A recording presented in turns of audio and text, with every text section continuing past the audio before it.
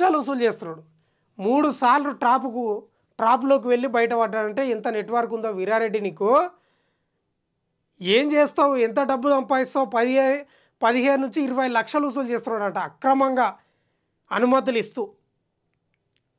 పార్కుల స్థలాలకు ఇంటి నెంబర్లు ఇస్తున్నాడంట. ఎఫ్టీఎల్లో నిర్మాణాలు ఇవన్నీ పోచారం మున్సిపాలిటీ పరిధిలో జరుగుతున్నాయి.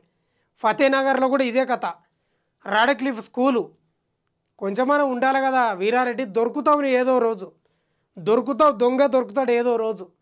పెద్ద నెట్వర్క్నే ఉపయోగించుకుంటున్నాడంట. ఏంది నీ కథ, ఏం లక్షణం? అటెండర్ నుంచి ఈయన కింది స్థాయి ఉద్యోగులంతా ఈయన కనుసన్నల్లోనే ఉండాలంట. ఆ నెట్వర్క్ అట్లా నడిపిస్తున్నాడంట వీరారెడ్డి. మరి టీకే శ్రీదేవి వీళ్ళంతా ఏమైనా చర్యలు తీసుకునేది ఉందా లేదా తెలియదు. గతంలోనే చదువుకునే ఈయన గురించి. మున్సిపల్ శాఖనేమో రేవంత్ రెడ్డి గారి దగ్గర ఉంది, అధికారులేమో చూడనట్లుంటారు. వీళ్ళంతా దొంగలే, భాగస్వామిలే, ప్రజలే తిక్కోళ్ళు, ప్రజలే నష్టపోయేది. ఏంది పార్కు స్థలాలు? ఇగో మొన్న పార్కు స్థలాలు 500 కోట్లు. ఈ వార్త మనం చదివినాం. 500 కోట్లు. అన్నోజిగూడలో 1050 ఎకరాల పార్కు స్థలాన్ని కబ్జా చేసారు. అది 80 కోట్లు తెలుసా? అందులో ₹1 పోయినట్టు మనోనికి.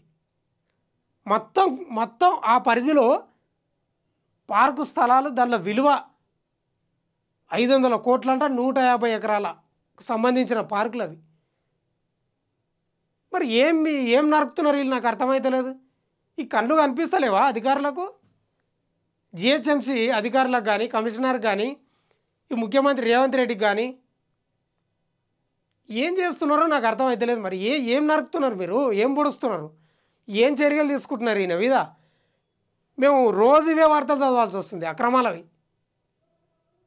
అక్కడ ప్రజలు మాకు ఫోన్లు చేసి చెప్తున్నారు, అన్న దీని గురించి మాట్లాడండి, బ్రదర్ దీని గురించి మాట్లాడండి.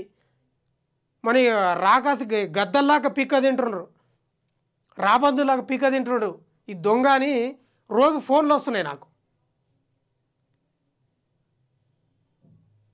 ఏం చేస్తారు, ఏం కథ?